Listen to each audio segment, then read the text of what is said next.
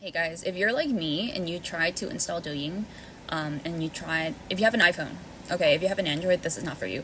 But if you have an iPhone and you've been trying to download douyin from like changing your country in your iOS, the iOS country, and the main problem is you can't get through the payment option because like a lot of tutorials out there just show that you can put like the payment option as none.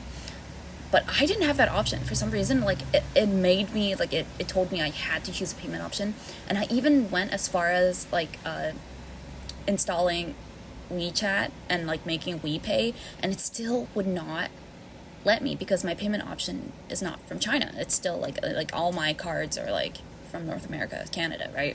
So this is how you get the none feature. Okay, what you want to do is you want to delete all of your payment methods from your app, right?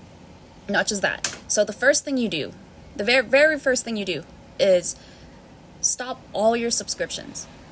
Even the ones that are like really like you got it on a deal and you really don't want to stop the subscription. If you really want to install douyin, you're going to have to. So you're going to have to stop all your subscriptions on your Apple Store and all that stuff.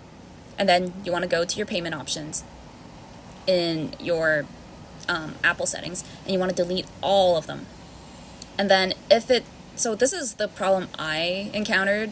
So I could not delete my PayPal off my phone, and it kept saying there was a subscription that is involved with it, and for the longest time I couldn't figure out why. Like I stopped all my subscriptions. Turns out I had an iCloud Plus subscription, so if you have that for extra storage, you're gonna have to downgrade that to the free plan and then delete the payment option. So now that all your payment methods are off of your phone, you can now go change your country and then insert all like the fake Chinese address and all. Yeah, insert your fake Chinese address and then click the none option for the payment. And then finally, you can download your douyin. All right, thanks. Bye.